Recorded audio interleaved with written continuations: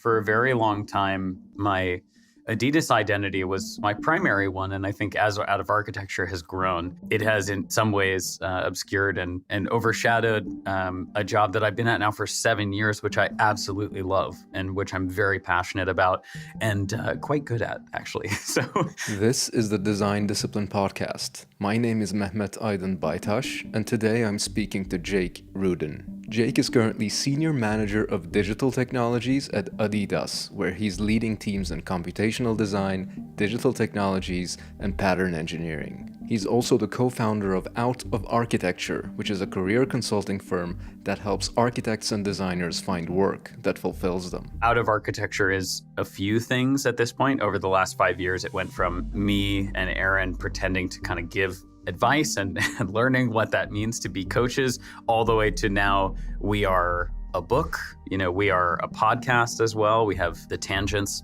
podcast, which showcases some of these pathways. In our conversation, we spoke about the various careers that are available to architects, designers, and creatives beyond our core discipline and how we might break into these roles.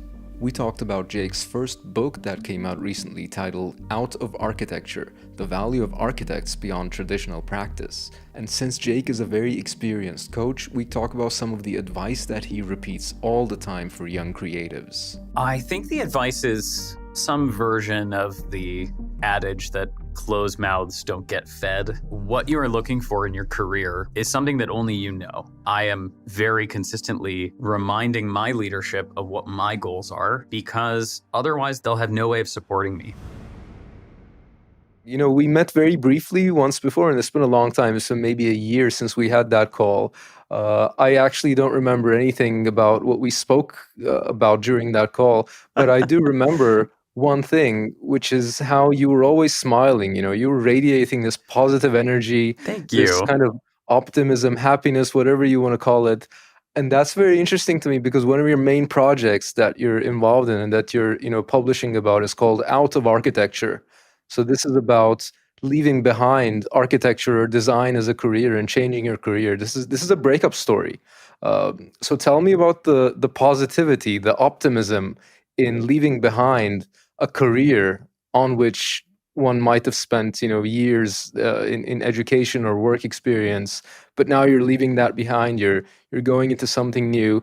Tell me about that project and how all of this works. Yeah, what a beautiful introduction and segue. And as you were speaking, the sun is coming out here in Portland, Oregon, which it never does. So there must be something positive in the air. But no, I'm so grateful that even though I may not have been interesting enough to have all the details recalled, that at least the aura of positivity came through in our last call. I think the idea that leaving a profession or changing or moving away from something has to be negative, I think. It's something that we've battled with at Out of Architecture for the last 5 years of its existence. And you're absolutely correct. I am very fortunate to run a career consulting practice with a very old friend of mine, Erin Pellegrino. And she and I both went through our undergraduate degrees, received our professional degrees in architecture from very, prestigious institutions. We went to Cornell and then proceeded to go to Harvard for our master's degrees. Erin's in a kind of post-professional studio practice and mine in design technologies. And yet, a lot of what we saw within the profession didn't necessarily resonate with what we were hoping to achieve, what we wanted to pursue in terms of our own creative endeavors, in terms of our own even financial gain, or just in general, the way that we wanted to spend our time. But, there were certainly some negative experiences along the way that prompted some of this questioning.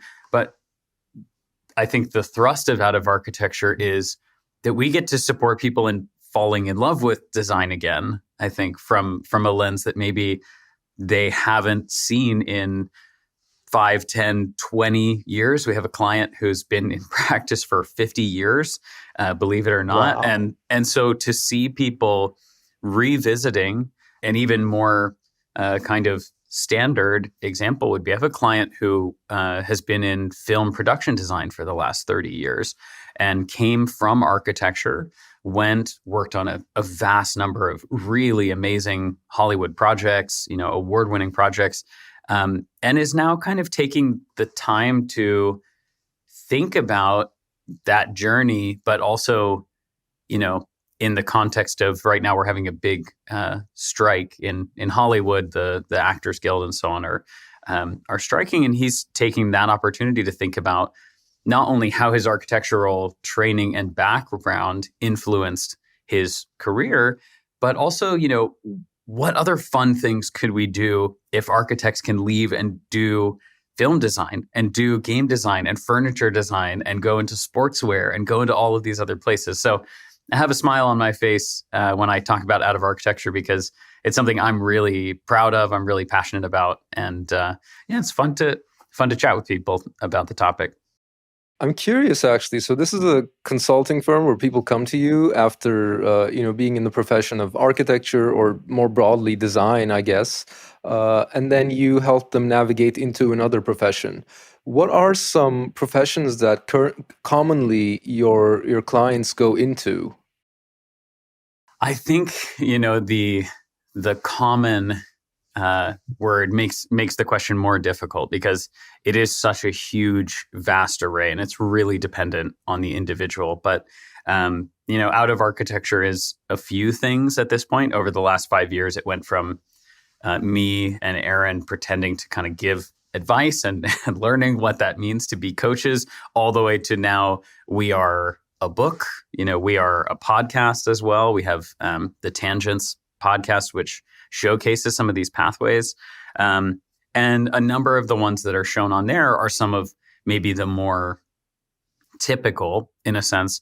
I think architects forget that we, are not only the term architecture. And in fact, in other realms of architectural practice beyond just the traditional firm, those terms are even job titles, like a retail designer or a workplace designer or service designer. And some of these things start to spill over into other kind of more blended areas. Experiential design is a great one, for example, which can often be this kind of confluence of branding, technologies, a little bit of spatial implementation. Sometimes it's more temporary and fast, and it has to do a lot more with kind of activation type mindset. But there are architecture jobs that exist in large companies. For example, my full-time role is at Adidas. And the job that I do is as a computational designer, which relies a lot on my skills that I was using in architecture, things like Rhino and Grasshopper and 3D modeling and visualization. But I have a number of counterparts here who are also former architects who work in our store design and retail design department and do practice spatial design and architecture. We also have a corporate real estate division, because a company at this size owns a huge number of properties. We do lots of projects. We buy or lease new buildings. We outfit them. We, design spaces for our employees, all manner of things. So, those are some of the common pathways, but we get questions on everything from, people transitioning fully into tech, going product design, UX, UI, product management. We have people who go deeper into the built environment, real estate design, development, client-side reps. And then we have people who have, left and gone to work in theater and do set design. We've had people who have gone into game design and work at Rockstar and Blizzard. And it's a wildly diverse set of both design, but also creative problem-solving roles. And I think it depends on what you want to get out of your career, what you end up choosing. So interesting. You mentioned a couple of things that I want to dig into. Maybe we can take them in the order that you've said them, because I was taking a little Sure. some little notes over here. You mentioned the book that you wrote. I think it came out this year, right? Earlier in 2023. So congratulations. Thank you so It's your much. first book, right?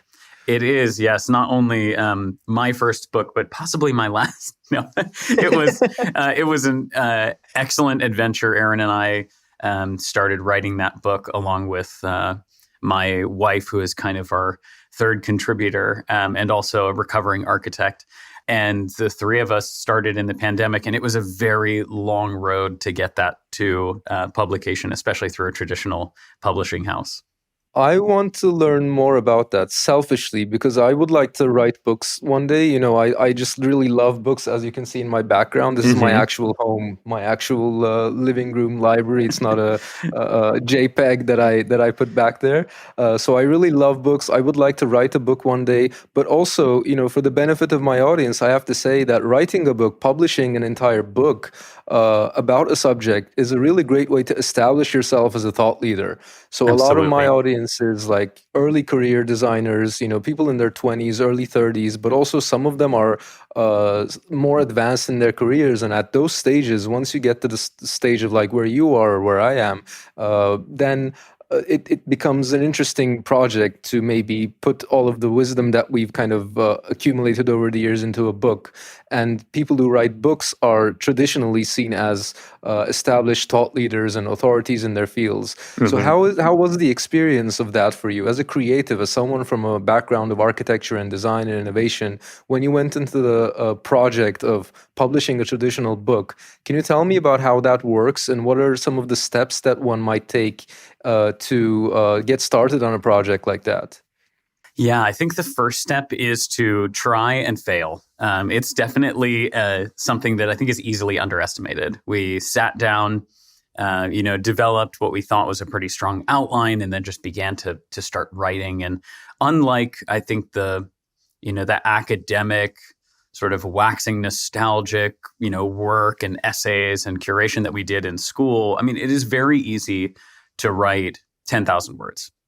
I think that's a very achievable framework. But an 80,000 word book, you start to come upon these various, issues of placement and narrative and cohesion and framing. And ultimately, I think what happens, I won't speak for everyone, but as someone who is trained in architecture, we are often empowered to feel like we have knowledge about everything. We are these expert generalists. We are these people who have so much that we feel we have to give to the world. Actually distilling that into a single publication with kind of a unique purpose can be extremely difficult.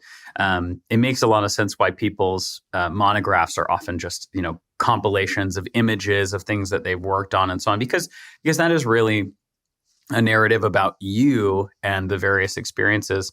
Out of Architecture was exactly what you kind of purport it to be, which is an attempt to kind of solidify thought leadership in a subject that has been discussed in some places. There's another publication called Architects After Architecture, which also kind of touches on this topic.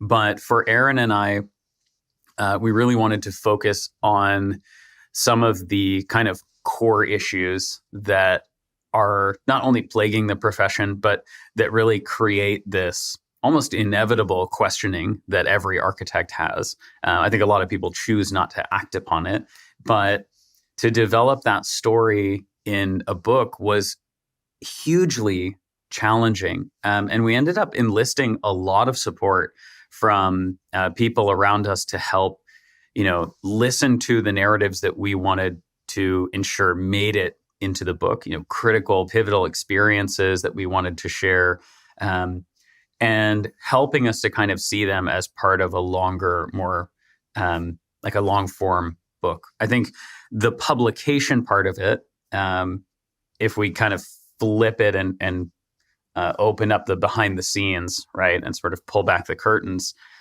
it was a real debate on whether or not we wanted to simply self-publish, whether we wanted to go with a traditional publisher, how we were going to market something like this. Was the purpose for us to profit from the book, and especially in the sense of book sales? Or was the goal really more for us to kind of have the proof that a publishing house had validated what we were trying to put forth into the world and made sure that the information was credible and accurate? We ended up choosing that route and publishing with Routledge, which is one of the premier academic publishers in the world. They were a fantastic team to work with. But I think in contrast to the route of traditional publishing, I mean, we had written the book in full by the time we were proposing it to publishing houses. And this was in 2021, almost mid-year. We had not solidified a contract with a publisher until the end of the year and had almost a full year before it hit the shelves. So I think some of the elements that I would suggest to your listeners is the nuance of control, design of cover, fonts, placement, shape, structure, imagery, all of that is much harder to have when you're working with a massive team and a company that is built around churning out, multiple publications rather than going the route of self-publishing. I think the stamp of approval can be extremely enticing and powerful, but it comes at a pretty heavy cost. So I think for Aaron and I, having done that, if we were ever to do a second one, we would probably go the self-publishing route. But I think that's also because in that time, we grew our audience from, maybe 1,500, 2,000 to 100,000 people. And so the need for supplementary marketing and for someone to kind of step in and really guide us through every step of the process wouldn't be as critical in the second round. But there's a lot of steps that I didn't know existed. I'm pretty sure I read and edited the book well over a dozen times.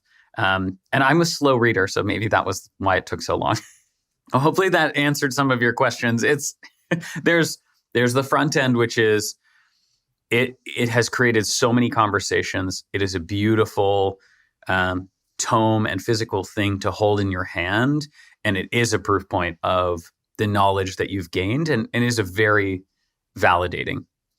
On the other side, it is an immense amount of work. It was both a heavy financial and time investment, and is not something that I think would be taken lightly. There is a sort of club that you join when you go through the pain of publishing, and I would welcome anybody to come and join. But certainly, it takes a lot to get there. I was curious about the kind of like distribution aspect of it, because it's one thing to write a book and even to, physically publish it. But then you have to obviously sell the book to people. You have to get it to the places where it will be sold and where it will be read. Mm-hmm. So the publisher I was expecting kind of helps with that, obviously. But like you said, in this day and age, it's possible for us to accumulate audiences of like hundreds of thousands of people from where we're sitting without the need to involve larger companies. We have technologies, we have social media and these other things that we have these days that allows for that. So it's an interesting, evolving and a very interesting field that's kind of adjacent to design that I also love. But anyway, I'm actually also curious about the work that you do at Adidas. So you're mostly publishing online. I follow you on LinkedIn, I follow you on social media, and you're always talking about out of architecture and the work that you do over there and the media that you're publishing, you have podcasts and all of that. But your work at Adidas as a design technologist and as an innovation leader is a little more obscure compared to that. So can you tell me a bit about what you do over there, what kinds of projects you're taking on, what kinds of teams you're leading?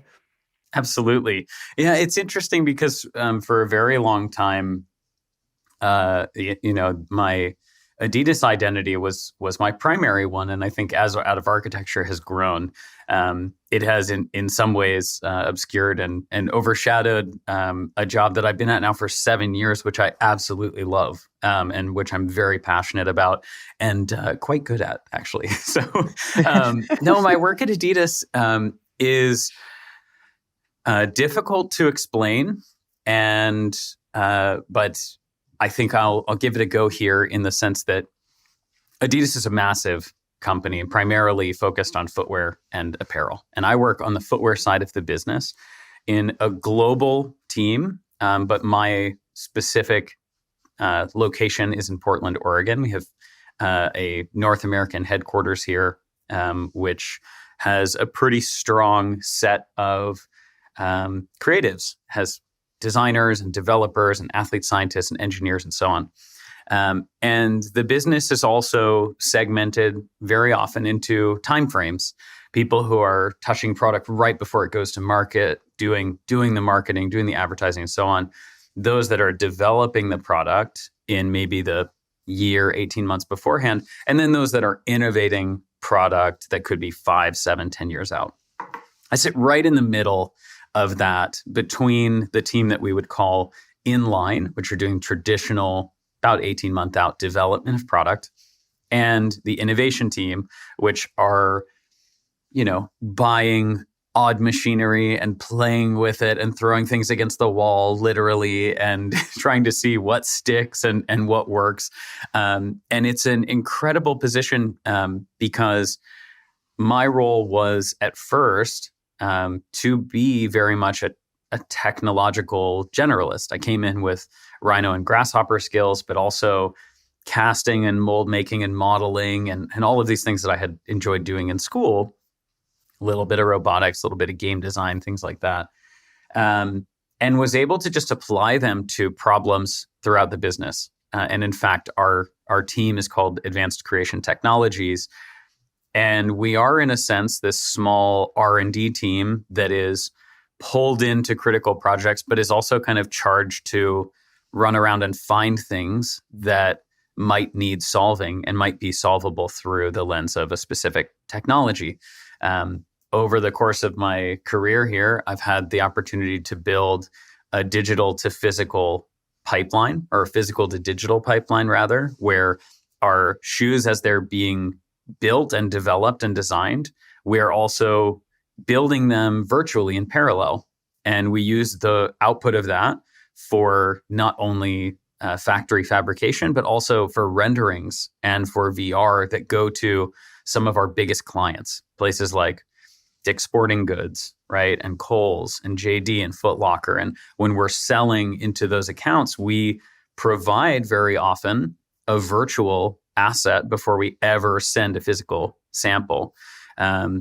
We have also gotten to work on, I ran a sample studio department for the Yeezy team when we had sort of like our peak version of Kanye Fever. That was a wild experience, which I'm probably not allowed to talk about in depth here.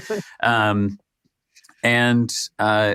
current state is that I have a team of about 7 incredibly talented professionals, many of whom are focused on developing product through the lens of computational design, some of whom are more traditional and focused on what is called pattern engineering, which is the design of the fabric part of the upper of the shoe, which in my mind comes down to like flattening a shoe into a blueprint and then reassembling that.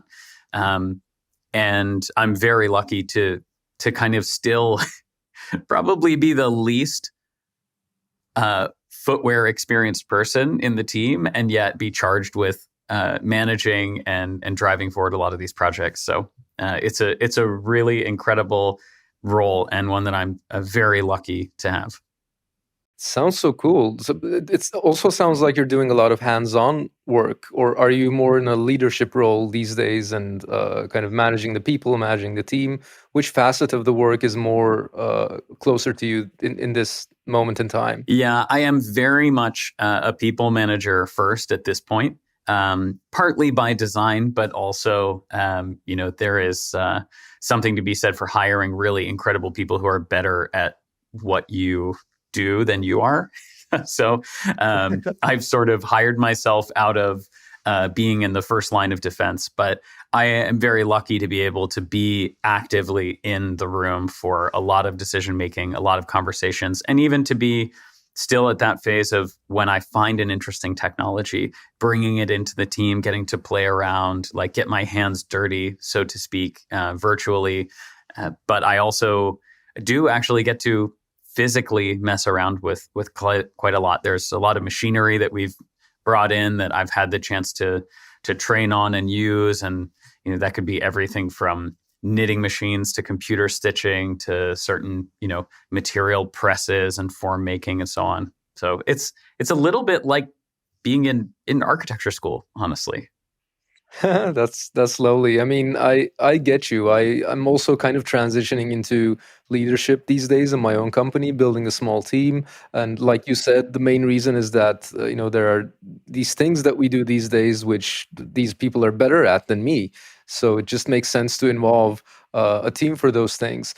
But since you are, basically leading this interdisciplinary work at the intersections of design and technology and innovation and all these things, I have to ask you one question, which is that when you recruit people into these roles, because and the backdrop of this, by the way, is that so many people in our audience is interested in these jobs. So this is exactly the kind of team, exactly the kind of work that a lot of people that are listening to this podcast are looking for. So when you hire into these positions, can you give me some examples of some things, some prior achievements that people on your team had put in front of you in that hiring process? And you said, when you saw this, okay, this is the person who has done this.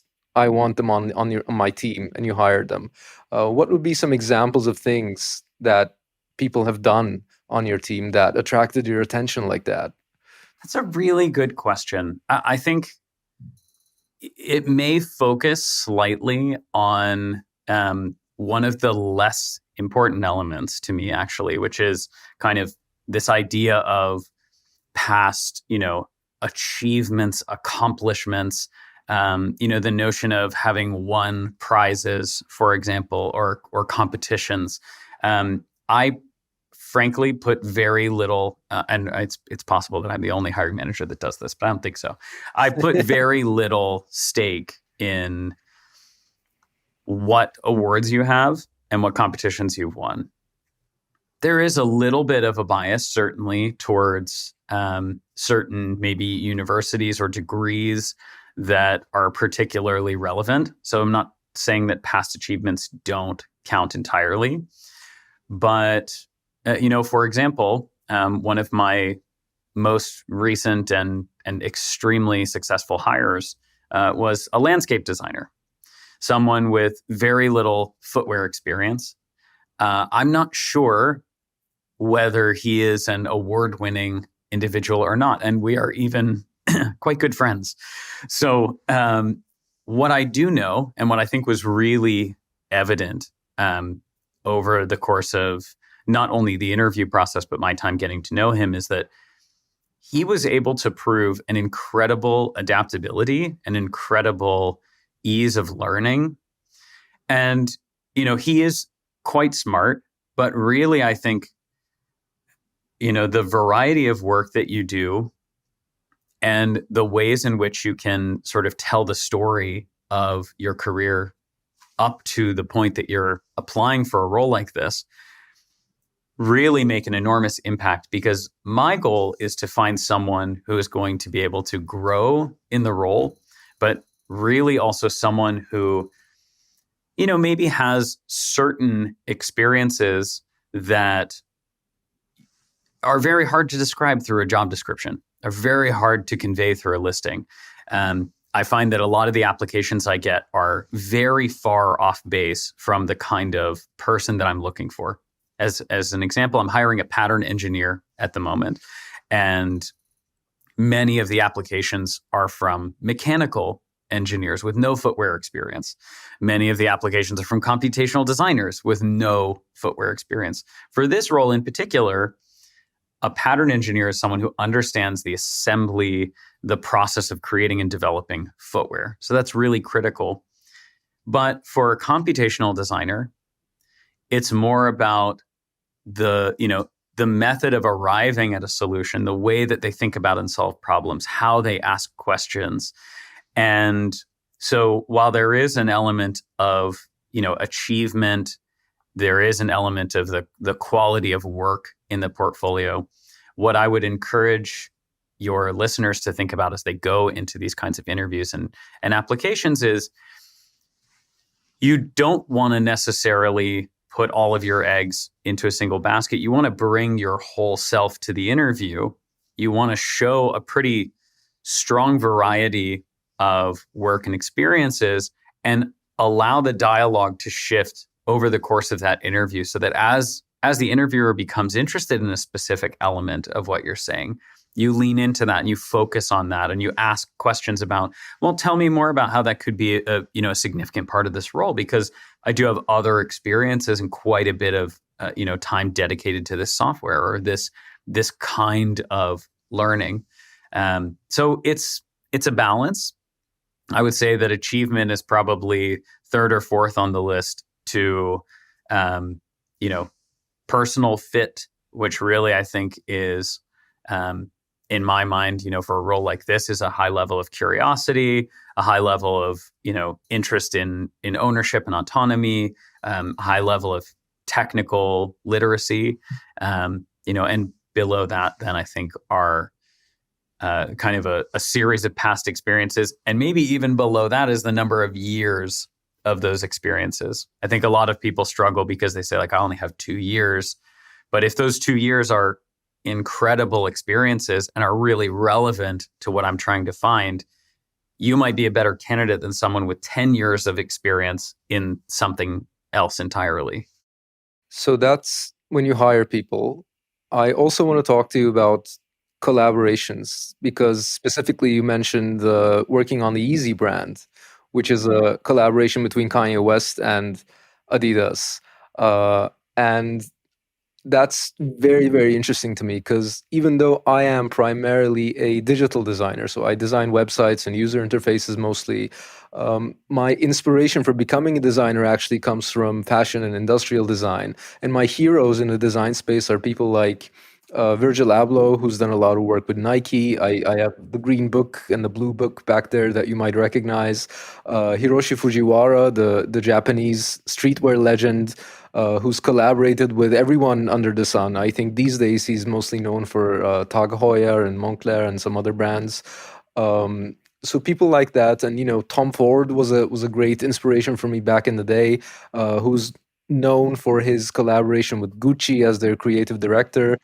Mark Newson, who's today working together with Johnny Ive, who used to be at Apple, but his career in industrial design before was very diverse. A lot of different, objects, from airplanes to watches and all kinds of things, working with different brands, with different manufacturers. So my question that I think you're kind of in a good position to answer, compared to a lot of people out there, is that if I, let's say, as a designer, want to come and collaborate with Adidas, not as an employee, but in the form of like what Kanye West is doing, or the way that Virgil Abloh or Hiroshi Fujiwara does with these brands, what do I have to bring to the table before that collaboration is even initiated? And who do I need to make contact with at these brands, at Adidas or any other fashion brand, any other brand that does products? How does that kind of collaboration work? Do you have insight into those projects from having worked with Yeezy and all of these other innovative projects at Adidas? So I, both am not in a position to represent Adidas in this response, and also would be, I think overselling the intimacy of my connection to a lot of these collaborators if I were to say, oh yeah, I was in the room when somebody brought this person in, and so on. A good friend and mentor of mine from this period, though, at Adidas, his name is John Wexler, is in fact a very influential character in the world of what we called EIM, entertainer and influencer marketing, and was one of the driving forces behind bringing in a number of these very large partnerships.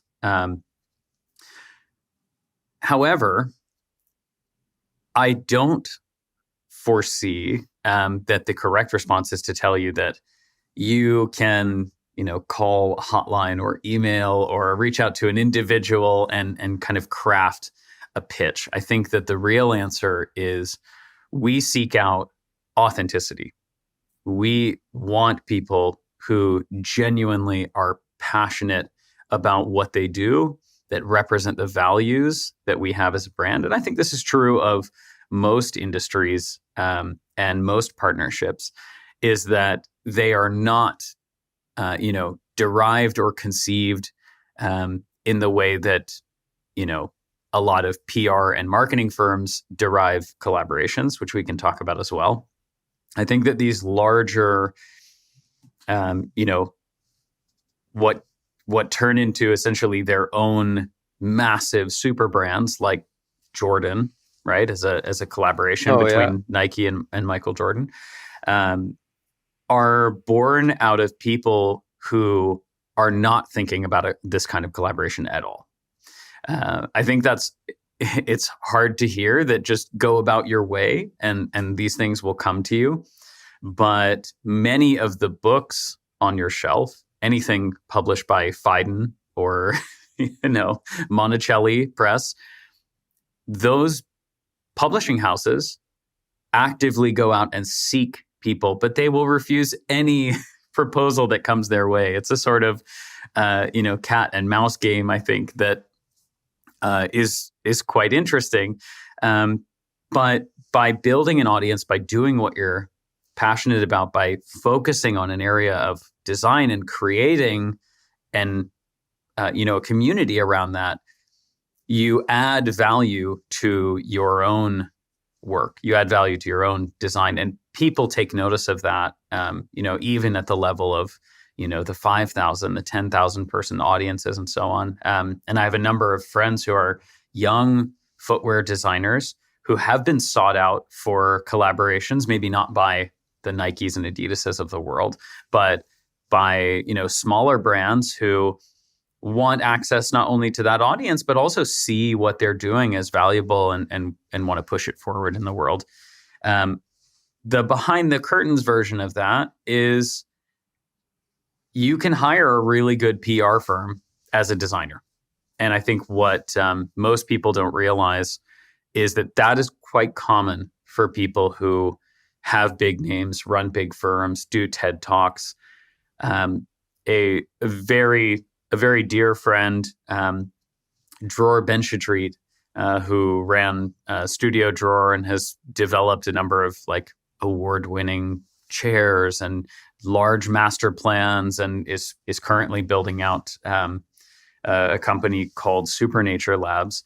He actually came to give a talk at a symposium that we held at Out of Architecture, and was very explicit in saying that his big break in his career at 25 was being introduced to an extremely good marketing team and a counterpart who was able to help him to get noticed on specific competitions, to win work, to be put in the position to publish a book early on. And there is no shame in doing that, because I think if you want to be a public figure or a presence, you need support on that. In fact, for Out of Architecture, we have two incredible marketing and social media people, Nora and Jasmine, who make what we do look really good and continue to, not only provide value to our community, but provide value to myself and Aaron and the whole Out of Architecture team, because they help us to find those opportunities. And it's really worth examining, I think, especially for someone like yourself who's starting to grow their own business and think about, what scale you want that to be and what level of, fame you are pursuing through your designs, and what your purpose is. 100%. Designers and engineers, I think generally, especially early in their careers, don't realize the value of marketing, even though it is, of course, intimately connected to design and, graphics and all of that. A lot of people around me who have been working with technology, with, closer to the engineering side of things, building the products, so these product people, for a long time, tend to underestimate the value of marketing and public relations until one day they maybe build a product that they really love. They put their years into it and it doesn't sell, it doesn't succeed in the market. Why? Because you haven't done the work to introduce it to the world, to go out there and speak about it, post about it. So it's a very important part of design or product creation, product innovation, to actually do the work of marketing it, speaking about it, and to kind of publicize it. On that note, though, so you mentioned focus basically on your craft, on the thing that you do, and collaborate with marketers and etc. But before pursuing collaborations, one has to kind of establish their expertise, establish their focus in a particular field of work. That's a very interesting thought to me, because you and I are both active in interdisciplinary fields. I've done interdisciplinary research in design and technology at universities for a long time, and you're now doing it at Adidas, working with engineering, 3D graphics. You've mentioned more fields of design than I could count previously in this conversation, all the way from experience design to footwear engineering and different fields of it. Now, I have a theory, and my pet theory is that any interdisciplinary field like these things, if you want to make progress in these fields, if you want to really advance and do great work, you have to break down the interdisciplinary field into its constituent disciplines and focus and learn those things. So if you want to be a UI designer, for example, you have to learn about graphic design, you have to learn about typography, color theory, and also about engineering and coding and the implementation side of it is. And when you put those together, then you become an expert in this interdisciplinary, multidisciplinary field. Would you agree with that theory, or is there the case that there are some of these fields of innovation and multidisciplinarity where you can just go into that particular thing without having a true foundation in the constituent disciplines, and that still takes you far? It's a very interesting theory. I think I agree with the concept of it, which is that, rather than putting your head down and becoming the singular expert in a very small niche, being adaptable and applying your skills across a wide variety of subject matter areas, I think is good for you. The question of what the outcome is, I think, is an interesting one. Specialists are sought after, but only by a kind of niche community, right? And you can be, the best footwear designer, but only other, sneakerheads and footwear designers know who you are. When we look at, I really hate to idolize Kanye, because I really, I really think that at his core, he's not a good person. But what he has done is quite incredible. And many of the other people that you've listed, have dipped their toes into architecture and product design and footwear design and, social justice and all manner of things.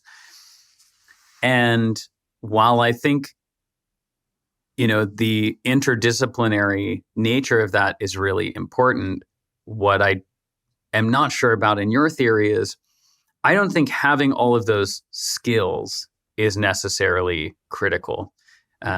What I've found of myself, and this is coming from a place of, having pretty much every privilege that there is. So I recognize this might not be the case for others, is that for me, the ability to kind of speak somebody's language, to have enough exposure to what they're trying to explain to me, where I can digest that information and come up with an informed opinion, that allows me to, have a strategic lens on all of these different subject areas.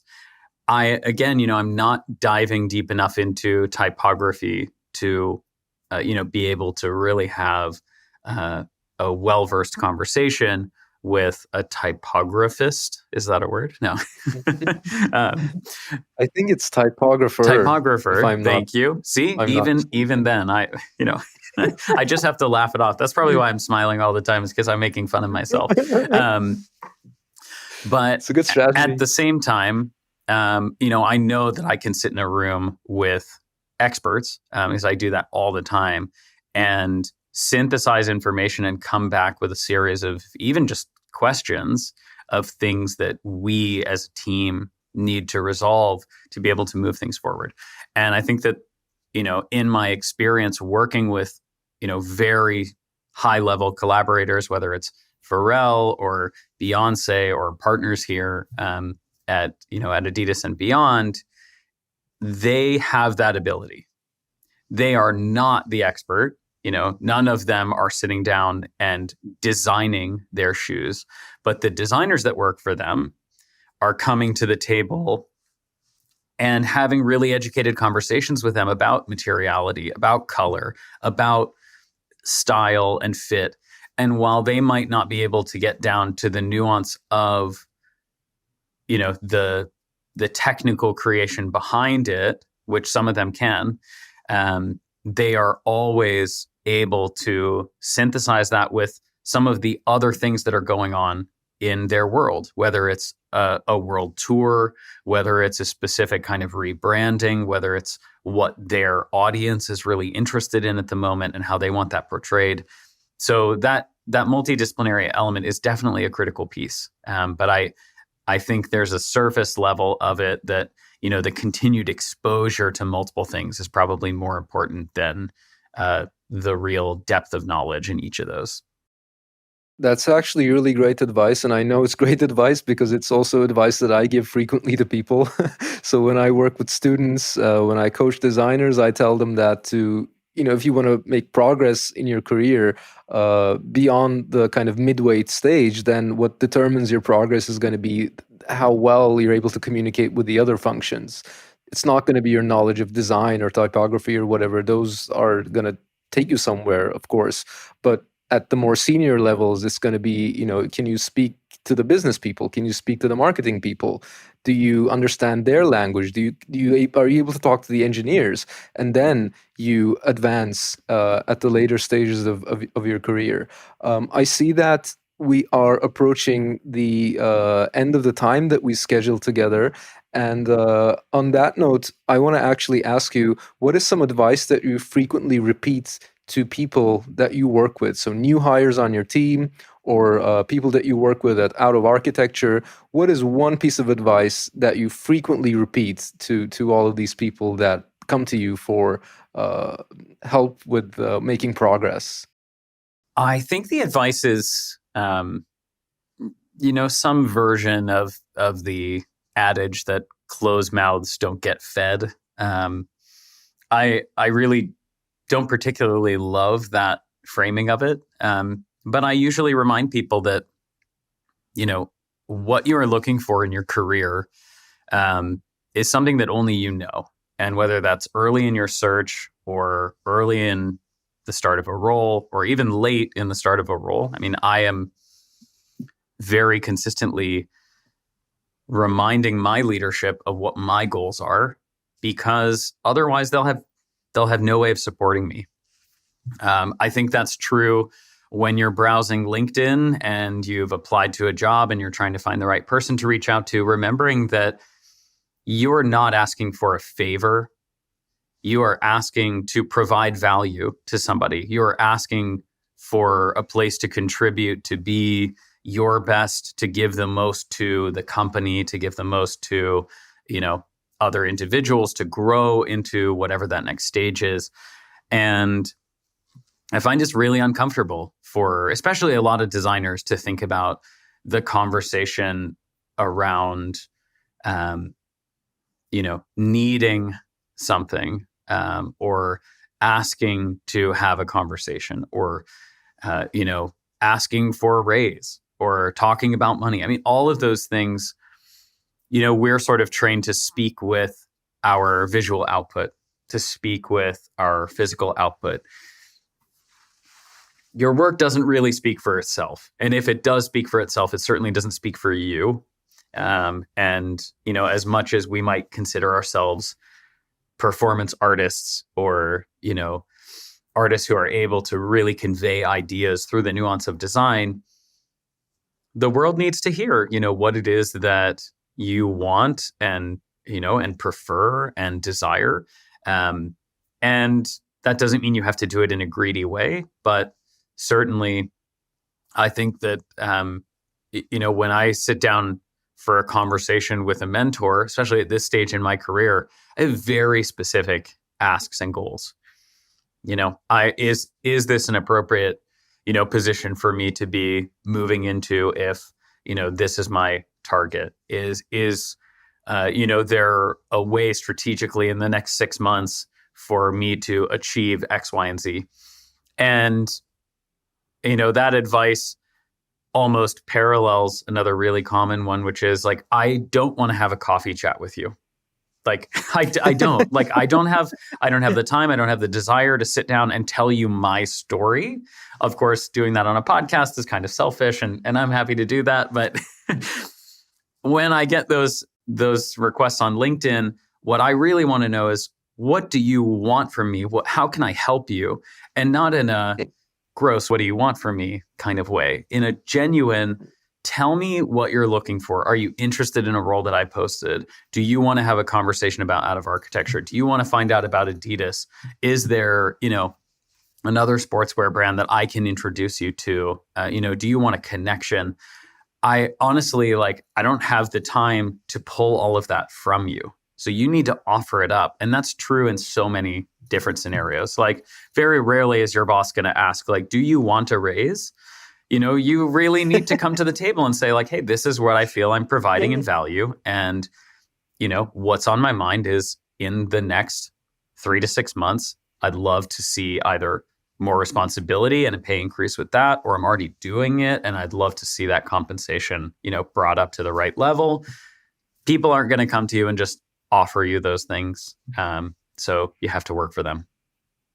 I really like this advice. This is actually something I've done earlier in my career. No one actually told me to do this, but I've went to my bosses, my superiors, people that are more advanced in their careers in the same organization usually. So in the past, for example, at the university, once I sat down with my boss and said, I want to achieve this and this and this. I want to start this kind of team and do this as a leader and, progress in this way.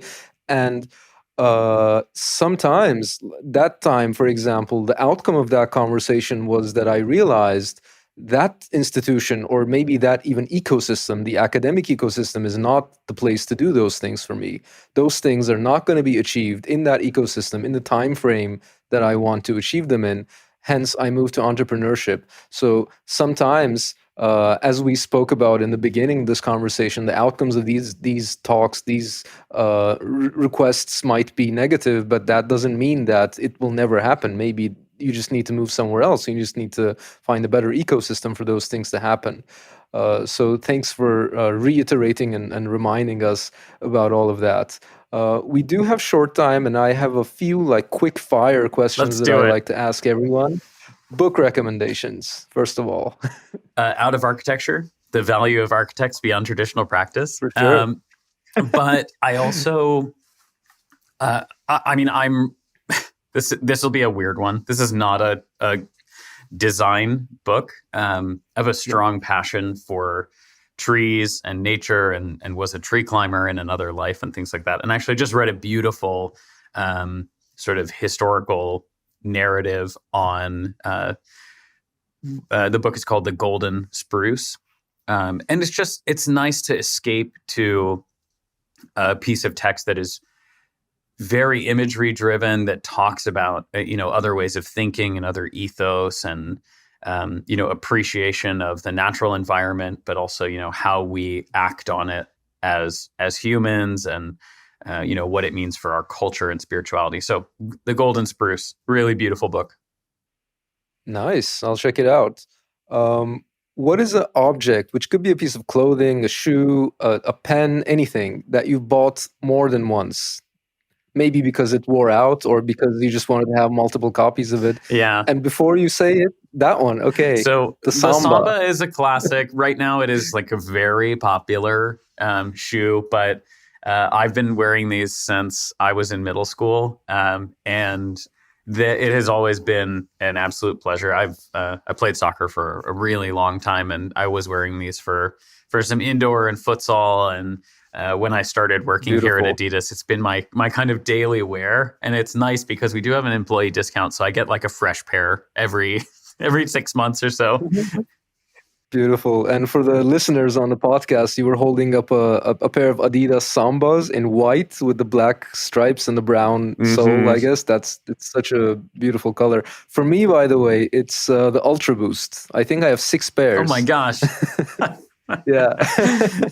It's the most it's almost like it's designed for my feet. Like it fits so well, and it's cool in the summer and not too cold in the winter. It's just such a great shoe for me, at least. Excellent. What is one question in the world of design, about the profession of design, about the discipline of design, that maybe only you in the world can answer? Oh, I don't think that exists. No, I don't purport to be an expert. Maybe if the question is what is it like to build up a footwear facility with no footwear knowledge and only an architectural background, like I might be the only person who can answer that. But otherwise there's plenty of people out there. I think I'm a good collection of thousands of other people's experiences, but because of that, I'm not the only one who can answer any of those questions. Still, I think that was an interesting niche, to build a footwear facility without knowing anything about footwear. If you wrote about that, I would read it. Have you written anything about it, or made any? It's probably covered under several NDAs, so we'll see how long I have to sit on that. Maybe in your retirement, it might be a retirement project for you. The technical guides for building footwear facilities. But before we part, where can people find you on the internet, and what are you putting together these days? What should we expect from you? Yeah, there's some really interesting things that are coming down the pipeline. We have a second podcast, actually, that we're currently in production of. It has a tentative title called Red Lines, which is focused less on kind of the positive aspects of people's trajectory for, how they were able to make a career change, and a little bit more on the kind of depth of issues and narratives that are often hidden behind the wall of the kind of the design profession, and specifically architecture. So we're trying to give a voice to many of the really difficult, tough scenarios, stories that we've heard over the thousands of people that we've gotten to chat with at Out of Architecture. And I'm really looking forward to that, because one of the main comments is that it can be a very lonely journey when you feel like you're the only one who's going through some of these things. So I'm hoping to bring some of that to light. Aaron and I are trying to put that together actively, so you can keep a lookout for that. But you can always find out about progress on these things. Personally, you can find me on LinkedIn at Jake Rudin. It's one of my favorite social media platforms. I don't know why, and I'm often made fun of because of it. But you can also follow Out of Architecture at our Instagram at Out of Architecture. We have a Patreon as well, which is a great place to see a little bit deeper content. We have videos of our podcast tangents. We have recordings of seminars and symposiums that we've done, and worksheets and all kinds of things available there. You can also find us at outofarchitecture.com, where you are welcome to come and schedule an intro call with one of our 6 advisors at this point. It's a great way to have a version of this conversation with someone who's kind of been there and seen things and can recommend, all manner of pathways. But beyond those, we do have our Tangents podcast, Tangents at Out of Architecture, where you can find on any podcast platform. And I think that might be the majority of it. So cool. There are so many questions that I would like to ask you, for selfish reasons, because you're doing or have done already a lot of the things that I would like to accomplish. But it's been really nice chatting with you. I hope that maybe we get together another day in the future. I would like that very much. Maybe we'll have to go for part 2.